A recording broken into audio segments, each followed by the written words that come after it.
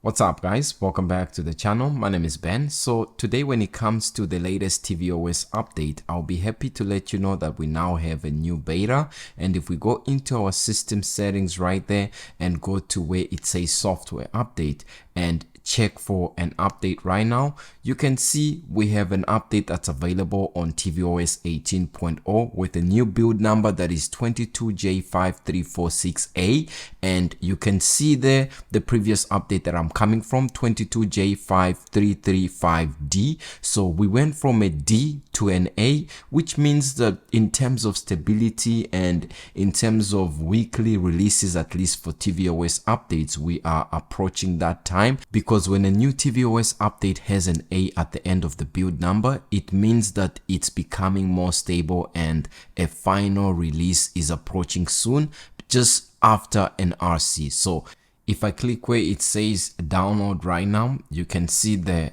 download process is actually pretty quick, as this update is a relatively small one, and at the same time the preparation time is not taking any much longer than I'm used to with tvOS software updates. And you can see after that it's going to go through the processing and preparing phase, and then it's going to restart and welcome us to the new Apple TV update. Just to keep you in the loop, I'll show you some other operating systems or updates that Apple released today. So you can see iOS 18.1 beta 2 alongside iPadOS 18.1 beta 2. We also have macOS 15.1 beta 2, which I recently just covered, and we have iOS 18.6 beta 6, iPadOS 18 beta 6, and then macOS 15 beta 6, and of course this is the update that I'm covering, tvOS 18 beta 6, with this build number that you see right there. Now, something that I like that happened today is that when you look at these software updates, for example iOS 18.1 beta 2 and iOS 18 beta 6, they are now being released on the same date, which is a good indicator that we are pretty close to a weekly release cycle of iOS, and usually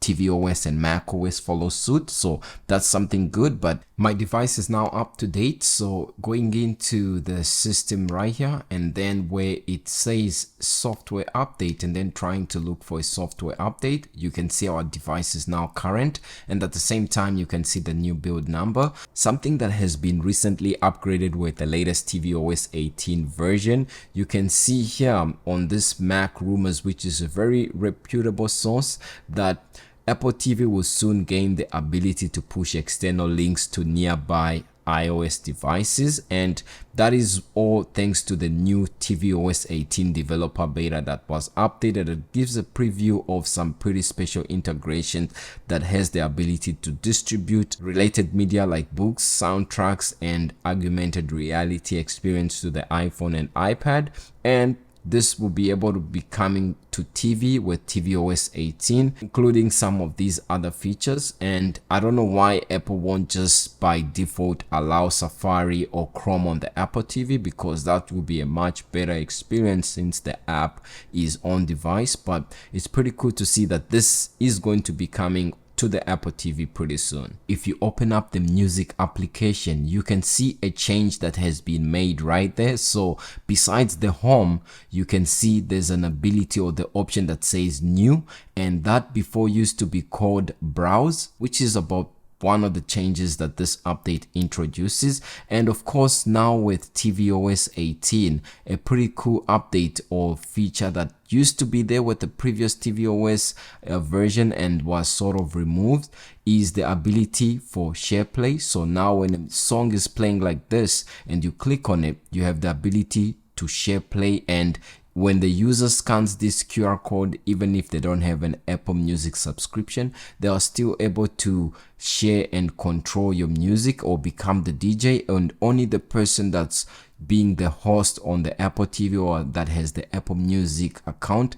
needs to have the subscription. So it's good to see that this is here. I have some bad news as this update doesn't have any major new changes compared to the previous one. So the first thing that I looked for, since I'm waiting on this for quite some time, is the new Snoopy as well as the new Apple TV shows screensaver that is rumored to be coming with tvOS 18, and I can confirm that after updating that hasn't been introduced when I swipe up and go to this section.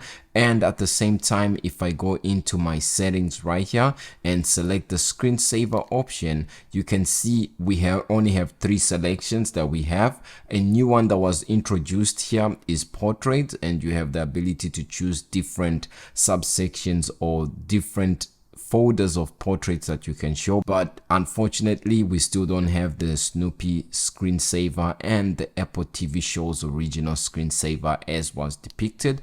And at the same time, under the video and audio settings, under the section that says audio output, I assume this is where Apple is going to put it, since we don't have that setting in the Apple TV app directly. So under the output, unlike macOS where you have the ability to select HDMI high bitrate audio output, here on tvOS 18, on this new update that I'm on, it hasn't yet been added. The Apple TV box is meant to be used to watch Apple TV, so please do bring this forward here, as a lot of people watch Apple TV Plus on the Apple TV. Again, if you open up some applications, you might be able to see some new splash screens for the first time. So one such application where I saw a splash screen was the podcast application. In my previous video, someone actually raised a very good point, and that is the fact that when you want to switch a user on the Apple TV, you can see here going from one user to another, it actually doesn't prompt you to use a passcode, because other devices allow you to do this. Like on the Mac, if you have a guest user or if you have more than one user, you have the ability to set a password or passcode. And on the Apple TV, that is something that is being requested, so I'll send it in the feedback assistant app. And if you are such a user that think you'd benefit from this, then also you pushing it forward in the feedback assistant app would help.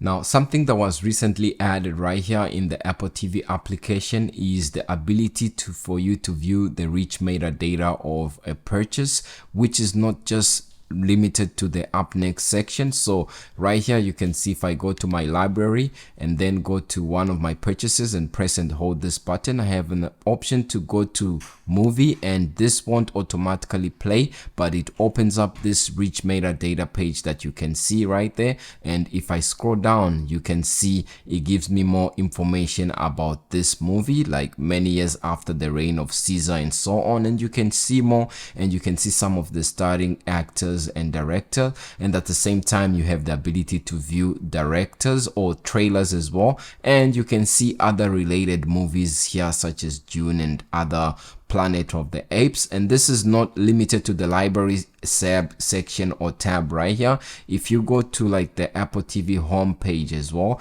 and you have like something that you want to see, such as a series or show, you can press and hold, and instead of automatically playing, it will give you the ability to go to movie. And if you click there right there, you see you have the ability to view the rich metadata as well, just like what I showed, which is something that's good. Something that's cool about the Apple TV is that if you select your ring like this and not pressing, just soft touching like this, you can see it turns into a scroll wheel, and it has this pretty cool animation that you can use to scroll back and forth.